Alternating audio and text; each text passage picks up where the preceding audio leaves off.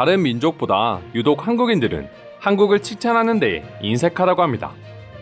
외국인들이 봤을 때 한국이라는 나라는 세계적으로 봐도 충분히 발전한 나라지만 한국인들은 이런 칭찬을 부끄러워하는 게 아니라 오히려 인정하지 못하는 반응까지 보여주고 있으니 외국인들은 한국인들이 다소 이상하게 보일 수밖에 없는 것이죠. 그럼 도대체 한국인들은 왜 이렇게 자국 칭찬에 대해 인색한 것일까요? 여러 가지 이유가 있겠지만 많은 사람들은 한국의 믿을 수 없는 급성장을 그 이유로 뽑고 있다고 합니다. 지금 한국이라는 나라를 이룩한 기성세대의 경우 경제와 시민의식 등 모든 부분에서 개발도상국보다 더 발전하지 못했던 한국의 과거와 그때와는 비교할 수 없는 선진국인 현대의 한국을 동시에 경험했기 때문이죠. 발전된 한국만 봐왔던 젊은 세대들과는 달리 기성세대들의 경우 한국의 부끄러운 모습도 많이 봐왔기 때문에 다소 혼동스럽기도 한 것이죠. 수많은 외국인들이 한국의 안전한 치안과 소매치기가 없는 사회를 칭찬하면 얼마 전만 하더라도 한국에서도 소매치기가 판을 쳤고 치안 역시 최악이었다며 칭찬을 좋게만 받아들이지 않는 모습을 간단한 예로 들 수 있습니다.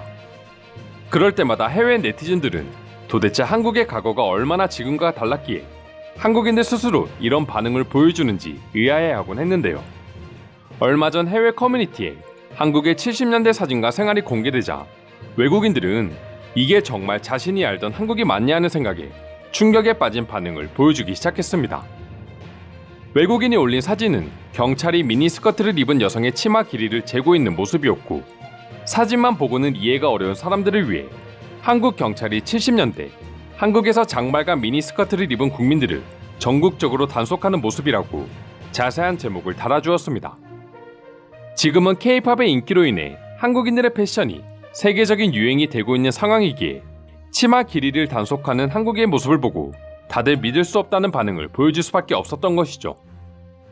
외국인들이 불과 몇십 년 전 한국의 과거를 알고 믿지 못하는 경우는 단순히 장발과 미니스커트 단속뿐만이 아니라고 합니다. 7, 80년대 한국은 해외여행을 가기 위해서는 정부의 허락을 받아야 했고 그마저도 쉽지는 않았기 때문에 비행기를 탈 수 있는 사람들의 경우 정부 고위직 관계자나 사업가가 대부분이었다고 합니다. 해외여행을 가기 위해서 정부의 허락을 맡아야지만 갈 수 있었다니 아마 한국인들도 믿기 힘든 과거였다고 할 수 있습니다. 이 시대를 경험해보신 분들이 있다면 관련된 이야기를 댓글로 달아주시면 감사하겠습니다. 일부 외국인들의 경우 한국의 이처럼 믿을 수 없는 과거를 알게 되자 바로 옆 나라인 일본의 7, 80년대와 비교하며 두 나라의 극심한 차이를 도저히 이해할 수 없다는 반응을 보여주기도 했습니다. 지금 한국과 일본의 모습만 알고 있는 외국인들의 경우 당연히 한국도 일본과 비슷한 과거를 가지고 있을 줄 알았지만 과거 한국과 일본의 격차는 그야말로 하늘과 땅 차이였다는 것을 알게 됐기 때문이죠. 실제로 일본의 70년대를 보게 되면 미국과 버금가는 세계의 중심으로 불릴 정도로 화려한 발전을 하고 있었습니다. 한국의 대부분의 땅은 농경지로 이용되고 있는 와중에 일본은 이미 수많은 고층 빌딩과 화려한 네온사인 그리고 이름 있는 해외 기업들이 줄을 지어 들어와 있었고 지금 봐도 전혀 촌스럽지 않은 모습을 갖추고 있었습니다. 그리고 전자산업에 있어서는 세계에서 독보적인 1위를 기록하고 있을 정도로 당시 한국과는 비교하는 것 자체가 말이 안 될 정도로 엄청난 성장을 이루고 있었죠. 하지만 그런 격차를 극복하고 지금은 오히려 한국이 더 높은 성장을 하고 있으니 외국인들 입장에서는 한국이 발전할 동안 일본은 뭐 한 거야 라는 생각을 가질 수밖에 없는 것이죠. 이처럼 한국의 70년대 사진을 보고 해외 네티즌들은 한국의 믿을 수 없는 성장에 대한 놀라움과 일본과의 비교 등 다양한 반응을 보여주고 있는데요. 지금부터 자세한 반응 소개해드리도록 하겠습니다. 이 시기는 박정희 대통령이 다스리는 독재 시절이었다고 한다. 당시 한국은 남성의 머리 길이와 여성의 미니스커트 길이를 제한하도록 규정했고 이를 어기면 경범죄로 처벌했다고 한다. 믿을 수 없겠지만 당시 북한은 한국보다 경제적으로 더 잘 살고 있었고 한국은 독재 정권 하에 가난했다고 합니다. 급격하게 변하는 이런 모습을 보는 건 언제나 재밌습니다. 한국이 독재 정권을 벗어난 80년대부터 급격한 성장을 시작했고 한국과 북한의 격차는 비교할 수 없을 정도로 벌어졌다고 합니다. 우리 엄마가 다니던 학교도 스커트의 길이를 측정했습니다. 엄마는 1960년대 중반 캘리포니아에 있는 고등학교에 다녔습니다. 당시 학교에서는 바지를 입는 것도 허용되지 않았다고 들었습니다. 우리 엄마도 비슷한 시기에 학교를 다녔고 소녀들은 바지를 입을 권리를 위해서 시위를 벌여야 했다. 모든 나라의 과거를 보게 되면 색다르긴 하지만 한국은 색다른 걸 뛰어넘어 믿을 수 없는 모습을 보여주고 있다. 서울을 여행해본 사람들이라면 알겠지만 저 당시가 100년 전이 아니라 불과 40년 전이라고 한다면 그 누구도 쉽게 믿을 수 없을 것이다. 당시 아시아 특파원으로 한국과 일본을 자주 갔었는데 한국이 일본 이상으로 성장할 거라고 생각하는 사람들은 나를 포함해 단 한 명도 없었을 거야. 가끔 한국의 영상을 볼 때마다 소름이 돋기도 해. 난 한국의 발전도 놀랍지만 반대로 일본이 한국보다 몇십 년이나 먼저 선진화를 맞이하고도 그 이상으로 발전할 수 없었는지가 더 의아해.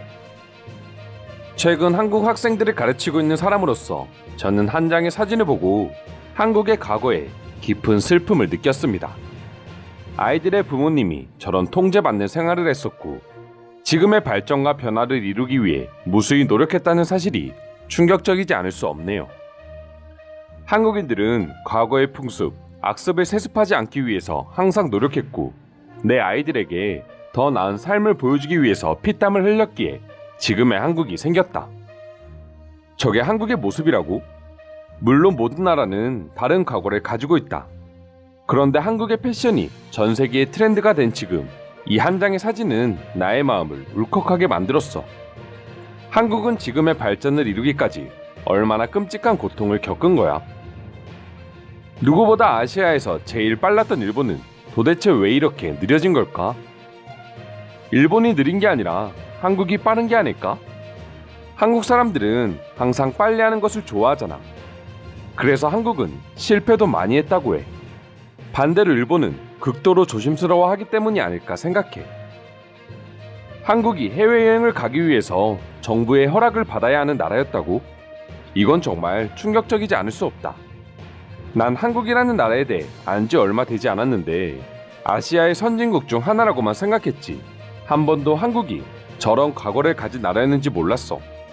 그냥 원래부터 잘 사는 나라인 줄만 알았지. 2021년 한국에 살고 있는데 한국에서 저런 일이 벌어진지 전혀 몰랐습니다.